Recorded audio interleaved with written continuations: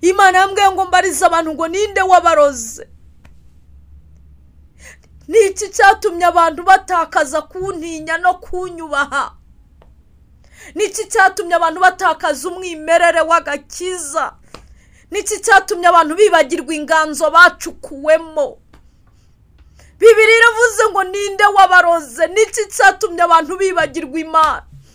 Abantu babaye basubira inyuma, bateye umugongo Imana, barayibagiwe.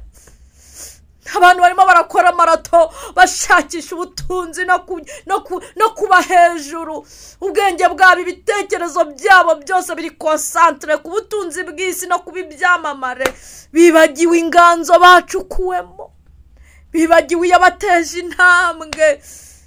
Paulo arebye Galatiya asanga nabo bari mu gihe nk'iki cy'ubuhenebera, ari bari mu gihe kibi, bari mu gihe bibagiwe Imana, bari mu gihe bibagiwe ibintu by'umwo. Arabaza ngo ninde muntu wabaroze? Ninde waje agashyiramo uburozi akabahindura? Bene data munkurikiye, ninde wabaroze? Wowe unyumva, watangiye Imana mugendana neza, utangira ufata umwanzuro uhiga imihigo ngo mvuye muri ibi. Uhiga imihigo uravuga ngo nunkorera ibimana nanjye nzagukorera neza. Ndetse mwitangirira ugaragaza ubushyuhe rwose, umuriro uraka, abantu bagira ngo uri umukirisitu, ariko umaze gufata agafaranga biranze. Ninde wabaroze? Ninde wabaroze? Uyu munsi ndashaka kuvugana n'icyiciro kandi kinini cyane. Yesu ashimwe bakundwa nshuti z'umusaraba, bene data bakurikirana iyi channel yo gusenga Rwanda, basuhuje. Hari abadukurikirana bari mu gihugu cy'u Rwanda, mu mahanga, hari abadukurikirana bari muri za Amerika, Canada, n'ahandi za Kenya, i Burundi. Mwese turabasuhuje, tubifurije amahoro y'Imana. Rero nkunda gutangira iyo ngiye kuganiriza abantu b'Imana, ntabwo njya nibagirwa ko haba hari abantu bababaye, abantu barwaye. Muri iyi minsi hariho ibyorezo, hariho amarushywa, hariho ingorane cyane byagera ku bantu basenga bazi Imana. Satani arimo arasya atambaye kugira ngo arebe ka acogoza intore z'Imana. Ariko reka mbabwire, mukomere nta kizabuza abayuda gutabarwa. Rero niba umeze nabi ihangane, ntucike intege ngo ucogore, umenye ko mu ijuru hari Imana. Turacyafite ibyiringiro. Imana ishimwe. Imana yakwereza ubutabazi. Wowe rero umeze neza, ushobora kuba uyu munsi byemeye ko wahembwa agashahara bikemera, ushobora kuba ubona uri kwambara imyenda irenze 2, 3, ushobora kuba uri kubona ubuzima bwawe utari muri bombo. Nibishimira Imana yabikoze, ntago ari kubw'imbaraga zawe, si ubuhanga, si ukurusha abandi ubwenge, ahubwo ni Imana yagutekereje. Ishima kubigutuje muri uwo munezero, byishimire. Hanyuma kandi nubyishimira nturekera aho ngaho, umenye ko hari umuntu ukeneye nibure umwanya muto cyangwa se ikintu gito wamukorera kugira ngo nawe ave muri iyo mbeho, ahabwe gususuruka kubw'umugisha waba wakoreye. Imana ishimwe. Nitwa rero Gikundiro Josiane, ndi umubyeyi wubatse. Ndashimira Imana ko yemeye kuduhuza ngo twongere tuganire ijambo ry'Imana. Hanyuma ndi umugenzi ugana mu rurembo rwo mu ijuru, numva icyo ari cyo gifite agaciro. Ndi umukristo pe, kuko umuririmbyi w'ijana n'umunani yaravuze ngo ndi umukristo wo mu mutima ndiwe, kandi numva ntago nterwa ipfunwe nabyo, ntibintera ipfunwe, numva nabyamamaza ntacyo bitwaye. Munyemerere rero dusengana Imana. Nagira ngo mbanze mbasuhuze kandi mbahe ikaze muri uyu mwanya w'ijambo ry'Imana. Dusenge rero kugira ngo twinjire mu kanya ko kuganira. Turagushimiye Mana nziza, uri Imana yacu.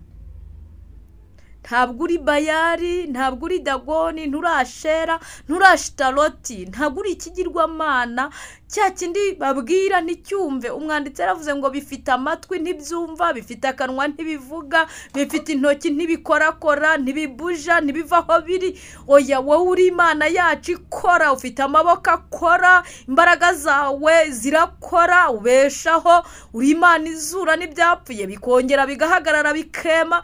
Izina ryawe nirishimwe. Haleluya. turagushimiye, dutumiye umuntu wese kugira ngo uyu mwanya agiye kumvamo ijambo ry'Imana, tumwingingiye Imana ifite imbaraga, ubutware n'ubushobozi, kugira ngo umwuka w'Imana abe kuri we, imbaraga z'ijambo zimugireho ububasha. Haleluya! Imbaraga z'ijambo zimubature, imbaraga z'ijambo zirema ibitariho bibeho muri we, imbaraga z'ijambo zubaka ibyasenyutse. Enima, haleluya, zubaka ibyasenyutse ku buzima bwe, kugira ngo icyubahiro kibe cy'Imana. Urakoze Mwami, nanije imbaraga z'abadayimoni, ndwanyije gukora kwa Satani mu izina rya Kristo Yesu, kugira ngo ijambo ryawe ryamamare rigere hose ku mpera y'isi. Urakoze kubyumvishe, kandi niwe mutera nkunga mukuru wacu, turagutumiye kugira ngo ubane natwe mu izina rya Kristo. Amen, amen, amen, amen. Yesu ashimwe cyane kandi Yesu ahimbazwe. Ndagira ngo tubanze dusangire ijambo ry'Imana riri mu rwandiko Paulo yandikiye abi Galatiya, igice ni cya 3, turasoma umurongo wa mbere wonyine, niwo numva umwuka yampaye ko tuganiraho. Igice cya 3 rwandiko Paulo yandikiye abi Galatiya, turasoma umurongo wa mbere. Bibiliya ivuze ngo ikirere, iravuze ngo yemwe bagalatiya b'abapfapfa, ninde wabaroze?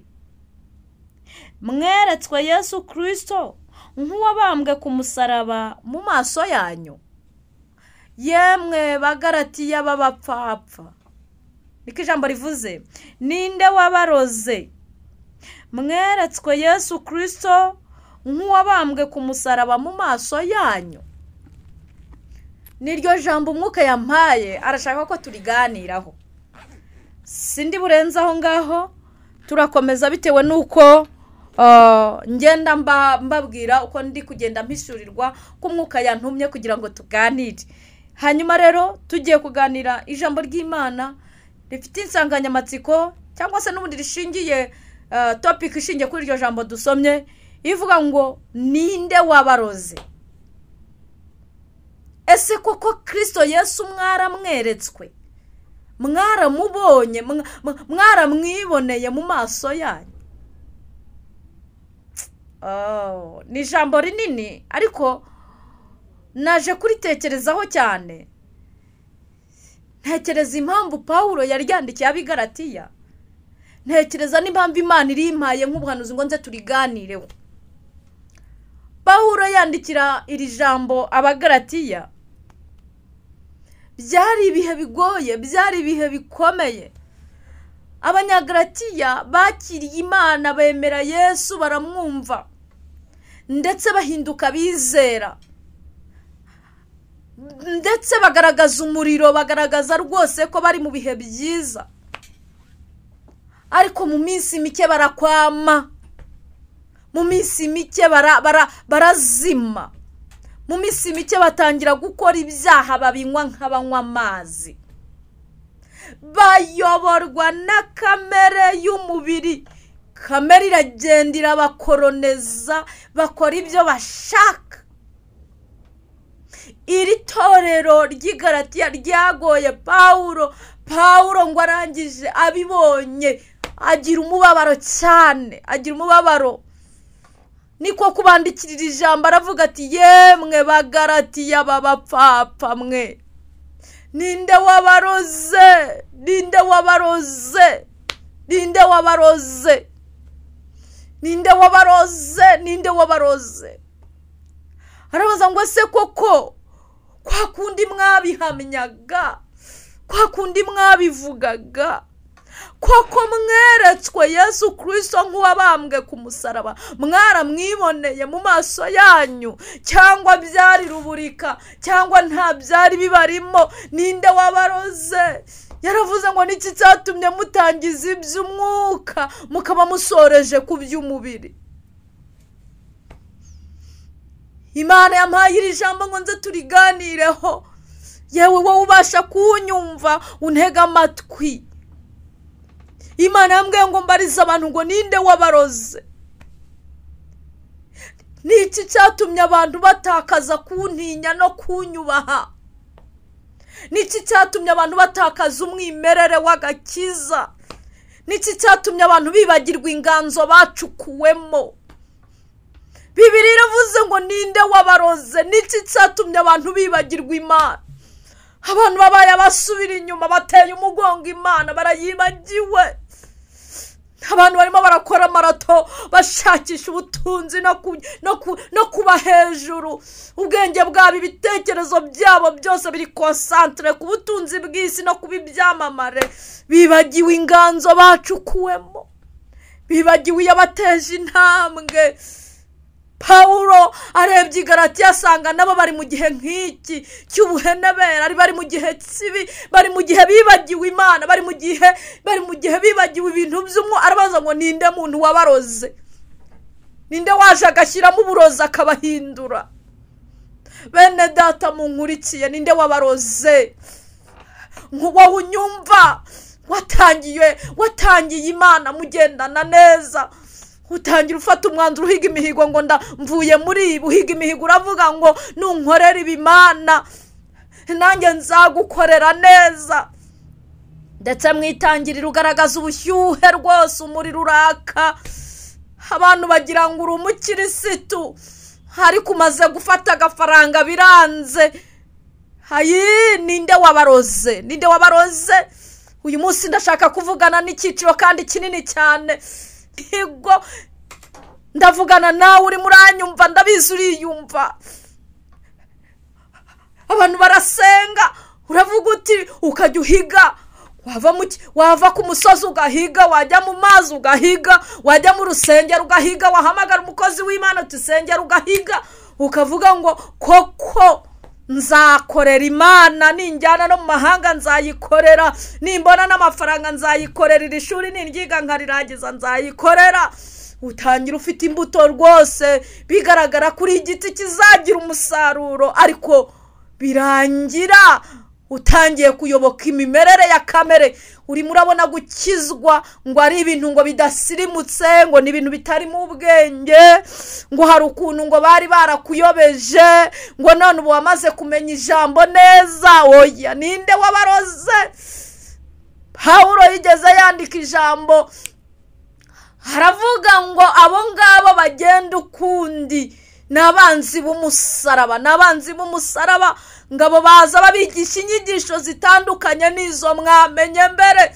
Muri iyi minsi hariho imyigishirize itandukanye n'inyigisho twigishijwe, ariko Paulo avuga ngo nababwiye Yesu ukura mu byaha, nababwiye Yesu wabambwe agapfa akazuka ku bw'abanyabyaha kugira ngo babeho. Umwizera azabaho, umuntu uzatandukanya n'ubwo butumwa azaba ari umwanzi w'umusaraba. Ntimuzamwumvire. Ariko ngo Abagalatiya bari baragiye baradamarara, ibyaha babigira ibyo kunywa, babigira ibyo kurya. Nko muri iki gihe cya none, muri iyi minsi ya nyuma, abantu bamaze kwisasira ibyaha, baranabyiyoroshe, nta muntu ugitinya ngo Yesu yarabirangije, ngo yabirangirije ku musaraba, ngo nibyo dukora uyu munsi ngo ari ibyo twakoze ahashize, nibyo turi gukora ubu ngo nibyo tuzakora hazaza, ngo yarabirangije, ngo ntacyo dufite gukora. Yego koko ntidukizwa n'imirimo twakoze, kuko iyo ntiyaducungura. Niyo mpamvu habaye icyo bita ubuntu butangaje twahawe n'Imana kubw'urukundo rwayo. Ariko se dukora ibyaha kugira ngo ubwo buntu bugume busage? Hoya, Imana yacu irera kandi izabana n'abera, ntabwo Imana yacu izabana n'abanduye. Umwanditsi cyangwa se umuririmbyi umwe yaravuze ngo azaza kujyana abakijijwe neza. Ntabwo ari abantu bavuga ngo twaba turika, twaba dukoze, twaba tuzakora n'ibyo twakoze yarabibabariye. Itsoke ni nabyo koko, Yesu yaratubabariye apfa mu mwanya wacu, ariko si uruhare rwacu bene data n'uruhe? Ni iki Imana igushakaho? Umuhanuzi umwe yaravuze ngo dore icyo Imana igushakaho yewe mwana w'umuntu we, ni ukugendana n'Imana yawe wicishije bugufiya, kandi ukunda kubabarira no kugira imbabazi, ukunda kubabarira no gukiranuka, ngo ndetse no kugirira neza imfubyi n'abapfakazi. Hari ikintu Imana idushakaho. Ntabwo twaje mu isi kubw'impanuka. Iremwa ryawe, iterambere ryawe, kutagwa hahandi waguye, kudatsikirira hahandi watsikiri wari ugiye gutsikirira, ntabwo ari imbaraga zawe, ahubwo hari icyatumye Imana ikuramira, igufata amaboko utari umukiranutsi, atari uko wayinejeje, ariko ifite ikigugambiriyeho n'ikigushakamo. Yesu ashimwe. Imana irashaka ko tuyubahisha bene data aho turi hose. Imana irashaka ko dukiranuka. Ninde wabaroze? Kuko Pawulo yabonaga bitwara nk'abantu batarebye Yesu ku musaraba, nk'abantu batigeze bamubona. Irabaje ngo mbese mwigeze mwerekwa Yesu ku musaraba nk'uwabambwe? Mwigeze mumwibonera koko? Ninde wabaroze? Ninde wabaroze? Koko muracyari babandi mwahamyaga ko mwabonye Yesu? Muri minsi ndimo ndagira ubwoba cyane uko turushaho gutera imbere. Ibyaha nabyo biragenda bijya mu byiciro. Navuga uko turi kurushaho kujya mu iterambere muri tekinoloji nshyashya, ni nako Satani arimo aragenda yimura inzego, arimo aragenda arema uburyo bwo gukoramo ibyaha mu buryo rwose buri moderne. Ariko nshuti yanjye, Imana iragushaka ngo ugume uko wahamagawe, ugume uko wahamagawe, ugume uko wahamagawe. Pawulo ababaza ngo mbese mwarebye Yesu ku musaraba nk'uwabambwe? Mwaramwiboneye n'amaso yanyu koko? Urumva koko mwaramubonye? Abibabaza nuko yarazi neza ko umuntu wabonye Kristo, umuntu wahuye na Kristo, hari ibintu aba yujuje, hari ibintu aba afite, hari character z'uwo muntu. Ntabwo ari ukuvuga ngo umuntu ngo aravuze ngo nge ngo nahuye na Yesu, ngo ndamwizera, ngo Yesu yarambatuye, ngo kuko bivuze ngo tubyemere, ngo kuko bivuze ijuru ribyemere. No, hari character, hari character uwo muntu agira, hari ibimenyetso bikuranga. Pawulo yitegereje Abagalatiya asanga ntabyo. Yitegereje asanga bari kuyoborwa na kamere gusa, inyama n'amaraso gusa. Iyo bashatse gusambana umubiri ushatse tayari barasambana. Iyo ashatse kukugambanira abona yakwanze arabikura. Iyo ashatse kugusebya nta kintu kimutangira, aragusebya. Kubera iki? Ntabwo yarebye Kristo. Haleluya. Ntabwo arareba Kristo Yesu. Nubwo abyiyitirira ariko arabeshya, nubwo abyiyitirira ikinyoma cyuzuye, arabeshya. Pawulo yarazi neza umuntu warebye Kristo ku musaraba. Yarazi uko aba ameze, yarazi ibimuranga, yarazi imiterere ye. Yitegereje Abagalatiya muri iyo minsi asanga nta kimenyetso na kimwe bagifite cy'uko barebye Yesu wabambwe ku musaraba. Haleluya. Kubera ko iyo umuntu yarebye Kristo, iyo umuntu yamaze guhura na Kristo neza, akahura nawe, akamureba nk'uwabambwe, iyo amaze gutumbira umusaraba, haleluya. Icyambere, iyo wahuye nawe urahinduka. Muri character ziranga uwo muntu urahinduka, uhinduka mushya. Muhura warindushyi, muhura wari uri mu isayo, muhura wari wambaye ubushwambagara. Ariko iyo muhuye, iyo wamubonye, iyo Kristo abonanye nawe, haraguhindura. Incabara akazigukuramo, akaguhindura umuntu mwiza mu buryo bw'umwuka ndetse n'ubw'umubiri. Imana yacu ishimwe cyane. Hagaragara impinduka zitandukanye n'izo wari ufite hambere. Yesu ashimwe, Yesu ashimwe, Yesu ashimwe. Hanyuma icya kabiri, iyo wahuye na Kristo, waramubonye, waramutumbiriye ku musaraba, urabohoka. Ntabwo ukiri umucakara w'abadayimoni, ntabwo ukiri umucakara wa Satani. Ingoyi zari zikuriho zikuvaho. Imana ihimbazwe cyane. Muri 105 mu ndirimbo z'agakiza niko yavuze. Yaravuze ngo nari mboshywe rwose mu mwishima mwinshi, ariko ubwo nari ntaramenya Yesu Kristo wavuye mu ijuru. Ngaho Mariya kumubona, ho Mariya kumumenya, ngo yambohoye ingoyi zose nari mfite, ngo none uyu munsi sigaye ndirimba Yesu. Imana ishimwe. Haleluya. Iyo wamaze kubona Yesu ukamutumbira, ukamwibonera, uhinduka umuyoboke we, uva ku ngoyi y'umwijima. Satani ntabwo abakigutwaza igitugu. Hari abantu bavuga ko bahuye na Yesu ariko bakigenda bagitwazwa igitugu n'abadayimoni, akijya kuraguza ari no mu nzu y'Imana. ugasanga yambaye n'ibiheko, ugasanga yambaye n'inigi, ugasanga yambaye ingege n'izibiti, rwose ari no mu nzu y'Imana. ugasanga niwe muntu wa mbere mu bagambanyi, niwe muntu wa mbere mu basambanyi, ugasanga niwe muntu wa mbere ukora ibibi aba no mu nzu y'Imana. ubu kiri mu butware bwa Satani, ubu kiri mu butware bw'umwijima. ndagira ngubwire ngo iyo uhuye na Yesu urabohoka. gatatu rero, abamurebyeho, Imana ishimwe, haleluya. Pawulo aravuga ngo se koko mwaramubonye, kuko yabonaga abagalatiya bagifite ibintu bisa nkaho batamubonye. ariko ndagira ngubwire ngo icya gatatu kiranga umuntu wamaze kureba Kristo ku musaraba, ashira inyota y'ibyaha, iruba ry'ibyaha rimumuvamo, inyota y'ibyaha irashira, agasigara ararikiye iby'umwuka, ararikiye iby'ijuru. ni Pawulo nawe wabyanditse mu rwandiko yandikiye abagalatiya ibice 5:24, aravuga ngo kuko abakristo, haleluya, ngo babambanye kamere n'iruba n'irari byabyo. iyo wamaze guhura na Kristo aragukamura, akakumaramo inkamba, akakumaramo irari n'iruba ry'ibyaha, inyota yo gukora ibyaha ukayishira neza. Imana ishimwe. ndagira ngo tuze gufata umwanya dusenge. none mwene data, wowe unkurikiye, uracyafite inyota y'ibyaha, n'ubu uracyanyura ku kabari ugahumurirwa n'akayoga nk'inzoka zikazamuka ukumva urayishaka. n'ubu ngubu uracyafite inyota yo gusambana, ufite umutima w'ubugugu warakubase,